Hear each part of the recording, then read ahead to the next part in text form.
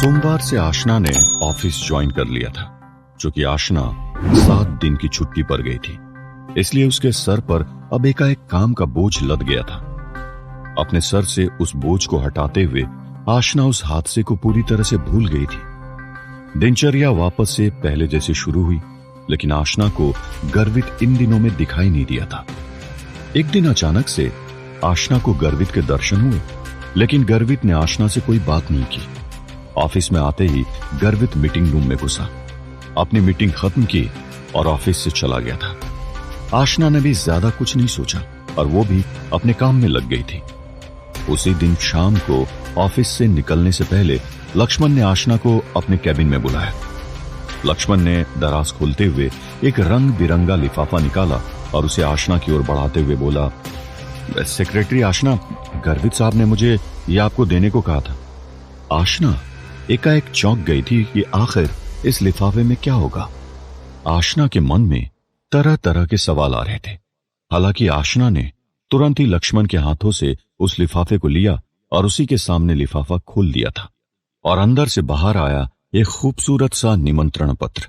जी हां, वो एक निमंत्रण पत्र था जो गर्वित की राज सिंधी कंपनी की वर्षगांठ पार्टी के आयोजन का था। गर्वित ने गेम ऑन स्टूडियोज कंपनी के किसी भी कर्मचारी को निमंत्रण नहीं दिया, तो मुझे ये निमंत्रण किस खुशी में मिल रहा है। आशना के मन में उभर रहे ख्यालों को शायद लक्ष्मण पहचान गया था। तुरंत ही लक्ष्मण ने अपना मुंह खोलते हुए कहा, उस दिन मिस संजना ने आपके साथ जो कुछ भी किया उसके लिए गर्वित साहब को काफी अफसोस है। उन्होंने सोचा नहीं था कि मिस संजना आपसे ऐसा बर्ताव करेगी और उनकी गलती का माफीनामा मांगते हुए ये गर्वित सर की तरफ से आपके लिए एक छोटा सा नजराना है, प्लीज इसे स्वीकार कीजिए। आशना ने ज्यादा कुछ नहीं सोचा और मुस्कुराते हुए ठीक है कहा और लक्ष्मण के कैबिन से बाहर निकल गई थी। उस दिन संजना की उस हरकत ने गर्वित के मन में और भी ज्यादा शक पैदा कर दिया था। गर्वित की नजरों में आशना और संजना का दूर दूर तक कोई वास्ता नहीं था, तो संजना का आशना पर कुछ इस तरह हमला करना और एक चाय की वजह से उसे नौकरी से निकलवाना, गर्वित को मन ही मन खटक रहा था और गर्वित के दिमाग में अब कुछ और ही चलने लगा था। गर्वित ने अपनी राज सिंधी कंपनी की वर्षगांठ पार्टी का आयोजन 15 सितंबर को शाम 5 बजे बुरखा क्लब में किया था, जो जोधपुर शहर से थोड़ा दूर था। चूंकि गौतम गर्वित का खास दोस्त था, इसलिए गर्वित ने गौतम और प्रिया को आमंत्रित किया था। और चूंकि आशना और प्रिया एक ही फ्लैट में रहते थे, इसलिए आशना प्रिया और गौतम के साथ उस पार्टी में शिरकत करने वाली थी। लेकिन पार्टी वाले दिन आशना को एक तेज झटका लगा जब गर्वित खुद आशना को लेने उसके फ्लैट में आ धमका था। वो अलग बात है कि गर्वित के साथ गौतम और सूरज भी थे, लेकिन गौतम की कार में बैठने की जगह नहीं थी और इस वजह से आशना को गर्वित के साथ ही सफर करना पड़ा था। पार्टी से एक रात पहले आशना को पीरियड्स आ गए थे और उसका शरीर तेज दर्द के हिलोरे मार रहा था। गर्वित की कार में बैठने के बाद आशना के चेहरे पर शिकन और दर्द साफ साफ दिखाई दे रहा था, लेकिन अपने दर्द को संभालते हुए आशना शांति का पाठ पढ़ रही थी। लेकिन लक्ष्मण का मिजाज कुछ और ही इशारा कर रहा था। सेक्रेटरी आशना, आपने कुछ दिन पहले 7 दिन की छुट्टी ली, सब ठीक तो है ना? हाँ सब ठीक है, मुझे वायरल हो गया था, बस और कुछ नहीं। ये कहने के बाद दोनों पक्ष की तरफ से शांति छा गई और 1.5 घंटे का सफर खामोशी के साथ तय हुआ। और जैसे ही गर्वित की कार बुरखा क्लब पहुंची, वैसे ही आशना प्रिया के पास जाना चाहती थी। गर्वित तो कार में बैठते ही अपनी आंखें बंद कर चुका था, इसलिए उसे तो बुरखा क्लब पहुंचने का भी आभास नहीं हुआ था। जब लक्ष्मण ने गर्वित को चेताया, तब एक की आवाज के साथ गर्वित ने अपनी आंखें खोली। कार को पार्क करते हुए लक्ष्मण ने पहले गर्वित के लिए दरवाजा खोला और उसके बाद दूसरी तरफ आते हुए आशना के लिए भी दरवाजा खोल दिया था। कार से बाहर आते ही आशना प्रिया के पास जाना चाहती थी। अभी आशना ने 2 कदम ही आगे बढ़ाए थे कि तभी आशना के कानों में एक मधुर आवाज गूंजी, गर्वित।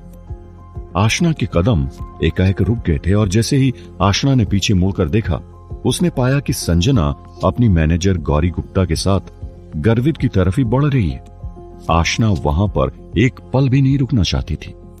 आशना जानती थी कि उसका गर्वित के साथ खड़े रहना संजना को बिल्कुल भी पसंद नहीं आएगा और फिर वो उसके बाद आशना पर अलग तरीके से हमला करेगी। और इस बार तो उसके पास गौरी गुप्ता का साथ भी था। चतुरता संजना के हाथों में थी और आशना उसके चंगुल में फंसना नहीं चाहती थी। इसलिए आशना उधर से रवाना हो गई थी और प्रिया की तरफ बढ़ने लगी थी। लेकिन तभी गर्वित ने अचानक से आशना कहते हुए आशना को रोक दिया था। संजना को पूरी तरह से नजरअंदाज करते हुए गर्वित के कदम आशना की तरफ बढ़े और आशना के करीब जाकर गर्वित का मुंह खुला। इस पार्टी में ऐसे कई मेहमान हैं जिन्हें तुम जानती नहीं हो। तुम मेरे साथ रहोगी, तुम्हें अकेलापन नहीं लगेगा। इसी के साथ गर्वित ने आशना का हाथ पकड़ा और उसे बुरखा क्लब के अंदर ले गया था। गर्वित की इस हरकत ने संजना को हिला के रख दिया था। अंदर ही अंदर संजना गुस्से से तिलमिला गई थी। ये लड़की ना अब भी नहीं सुधरी। उस दिन गर्वित बीच में आ गया, वरना आज वो यहां पर नहीं होती। मैंने उसके भाई की जिंदगी बर्बाद कर दी, उसके परिवार को सड़क पर ला दिया, लेकिन उसके बाद भी वो मेरे गर्वित को छोड़ नहीं रही। उसके बाद भी वो उस कंपनी को छोड़ नहीं रही है। ये ऐसे नहीं सुधरेगी। मुझे कुछ और ही करना होगा। अपने गुस्सैल विचारों को अंगारों पर डालते हुए संजना और गौरी गुप्ता ने भी बुरखा क्लब में प्रवेश कर दिया था। हालांकि आशना ने अपने आप को गर्वित से दूर रखने का और अपनी मचलती भावनाओं को संभालने का सोचा था, लेकिन गर्वित की हरकतों ने आशना की भावनाओं को शांत रहने का मौका ही नहीं दिया था। आशना न चाहते हुए भी गर्वित की तरफ झुकती चली जा रही थी, लेकिन वो संजना के हमलों से पूरी तरह से अनजान थी। और दूसरी तरफ संजना अब कुछ बड़ा करने का सोच रही थी। पार्टी का प्रारंभ हुआ और चूंकि राज सिंधी कंपनी की शुरुआत माधव राज सिंधी ने की थी, इसलिए सबसे पहले स्टेज पर उन्हें ही आमंत्रित किया गया था। हालांकि माधव राज सिंधी गर्वित से बहुत गुस्सा थे, क्योंकि उस दिन गर्वित ने संजना को धक्के मारते हुए अपने ऑफिस से बाहर निकाला था। लेकिन अभी सबके सामने वो अपना गुस्सा नहीं निकाल सकते थे, इसलिए उन्होंने इस कंपनी की कामयाबी में गर्वित को भी बराबर का साझेदार बताया और दादा पोते ने बारी बारी से अपनी स्पीच सभी के सामने रखी। और बस उसके बाद शराब और कबाब का सिलसिला शुरू हो गया था। एक तरफ नाच गाने का कार्यक्रम शुरू हुआ तो दूसरी तरफ गर्वित आशना को साथ लेकर अपने अलग अलग क्लाइंट से मिल रहा था और जाम छलका रहा था। चूंकि आशना के पीरियड्स का एक तरह से पहला दिन था, इसलिए आशना का शरीर जवाब देने लगा और गर्वित को आशना का चेहरा देखकर कुछ अजीब एहसास होने लगा था। आशना, क्या तुम ठीक हो? क्या हुआ तुम्हें? तबीयत ठीक है ना? नहीं नहीं नहीं सर, ऐसा कुछ नहीं है, बस वो लेडीज प्रॉब्लम। आज पहला दिन है। वैसे आमतौर पर पहले दिन पर महिला को इतना ही दर्द होता होगा जितना आशना को हो रहा था, लेकिन उसके चेहरे पर छाए दर्द के उस आभास को देखकर गर्वित एकाएक चौंक गया था। पीरियड्स, इन शब्द को अपने मन में पुकारते हुए गर्वित को अपनी परेशान करने वाली औरत की याद आ रही थी। आशना के पीरियड के दर्द का आभास बिल्कुल वैसा ही था जैसा परेशान करने वाली औरत को होता था। मन ही मन इन विचारों को संजोते हुए गर्वित ने तुरंत ही अपने जेब से बुरखा क्लब का लाउंज कार्ड निकाला और उसे आशना को देते हुए कहा, तुम ऊपर जाओ, दूसरे माले पर लाउंज है, वहां आराम करो। आशना की हालत वास्तव में खराब थी और आशना को आराम की सख्त जरूरत थी, इसलिए आशना ने गर्वित के हाथों से लाउंज कार्ड ले लिया था और शुक्रिया कहते हुए आशना के कदम लिफ्ट की तरफ बढ़ने लगे थे। गर्वित पार्टी में माहौल में वापस से रंगने लगा था। दूसरी तरफ संजना की नजर आशना पर ही गड़ी हुई थी। संजना मौके की तलाश में थी और आशना का गर्वित के साथ छूटना संजना के लिए किसी मौके से कम नहीं था। जब आशना के लिफ्ट का दरवाजा बंद हो गया तो संजना ने भी अपने कदम तेजी से बढ़ाए और दूसरे लिफ्ट में अपने कदम रख दिए थे। इस माजरे को गर्वित की तिरछी नजरों ने कैद कर लिया था। संजना को किसी से परेशानी होगी तो वो मेरी परेशान करने वाली औरत से होगी, तो क्या आशना ही मेरी परेशान करने वाली औरत है? ये संजना ऊपर क्यों जा रही है? गर्वित का दिमाग दौड़ने लगा था और गर्वित ने भी अपने क्लाइंट्स को छोड़ते हुए लिफ्ट की तरफ अपने कदमों को बढ़ाना शुरू कर दिया था। आशना तो आराम से लाउंज रूम में पहुंच गई थी, लेकिन गर्वित को दूसरे माले पर संजना कहीं पर भी दिखाई नहीं दी थी। गर्वित ने दूसरे माले को पूरी तरह से खंगाल लिया था लेकिन संजना के तो यहां आने का नामो निशान भी नजर नहीं आ रहा था। लाउंज रूम से गर्वित को कोई आवाज सुनाई नहीं दे रही थी।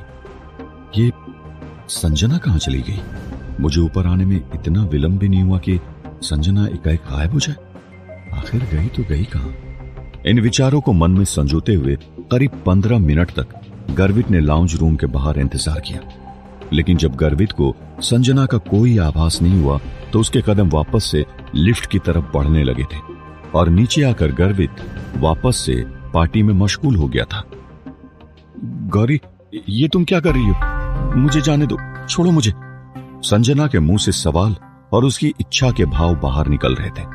देखो, मुझे खींचो मत, तुम मुझे कहां ले जा रही हो? जैसे मानो गौरी गुप्ता के कानों में संजना की कोई बात नहीं रेंग रही थी। गौरी गुप्ता संजना को खींचते हुए बुरखा क्लब से बाहर ले गई थी। गौरी, आखिर बात क्या है? तुम्हें सुनाई नहीं दे रहा क्या? हम बाद में बात कर सकते हैं, अभी मुझे कुछ जरूरी काम है, मुझे जाने दो। अरे मुझे कहां ले जा रही हो? एक तरफ संजना के मुंह से ये शब्द निकल रहे थे, दूसरी तरफ गौरी गुप्ता ने अपनी कार का दरवाजा खोलते हुए संजना को कार में धकेल दिया था। अरे ये तुम्हें क्या हो गया है? बेहुदा हरकतें क्यों कर रही हो तुम? गौरी गुप्ता जो इतनी देर से शांत थी, वो जैसे ही ड्राइवर सीट पर आकर बैठी वैसे ही वो संजना के सामने पूरी विफर गई थी। बेहुदा हरकत मैं कर रही हूं? बेवकूफ औरत, ये तुम क्या करने जा रही थी? ऊपर क्यों गई थी? अपनी हमशक्ल को ढूंढने? दिमाग ठिकाने पर है या नहीं? क्या तुमने नोटिस नहीं किया? जब तुम उस लड़की का पीछा करते हुए दूसरे माले पर जा रही थी, तब गर्वित भी तुम्हारे पीछे पीछे लिफ्ट में ऊपर आ गया था। तुम कैसे दिखोगी? तुम्हारे दिमाग में बस एक ही फितूर चढ़ा हुआ है। हां, तो उसमें दिक्कत क्या है? संजना इतनी मूर्ख थी कि उसे कुछ समझ ही नहीं आ रहा था। दिक्कत क्या है? अगर मैंने तुम्हें सही समय पर दूसरी लिफ्ट से अंदर नहीं खींचा होता और अगर तुम्हें नीचे नहीं लाई होती तो अभी तक गर्वित को पता चल जाता कि जिस लड़की की वो तलाश कर रहा है ना, वो लड़की वही है। क्या तुम्हें पता है ये कितना खतरनाक था? उस लड़की की वजह से तुम सच्चाई से बाहर आने वाली थी। और तुम खुद सोचो कि अगर ऐसा हो जाता तो फिर क्या होता? करी कराई सारी मेहनत बेकार चली जाती। तुम तो उसे खुद गर्वित के हाथों में देने वाली थी। गर्वित मेरा पीछा कर रहा था। अगर मुझे आशना मिल जाती तो गर्वित सब कुछ सुन लेता जो मैं उससे बोलने वाली थी। जैसे ही संजना ने इस ख्याल को मन ही मन सोचा, वैसे ही संजना के चेहरे पर बेचैनी के भाव साफ तौर पर दिखाई देने लगे थे। संजना की व्याकुलता को गौरी गुप्ता बहुत अच्छे से समझती थी, इसलिए तुरंत ही गौरी गुप्ता ने अपना मुंह खोलते हुए कहा, संजना, मैं तुम्हारी भावनाओं को समझती हूं, तुम्हें चिंता करने की कोई जरूरत नहीं है।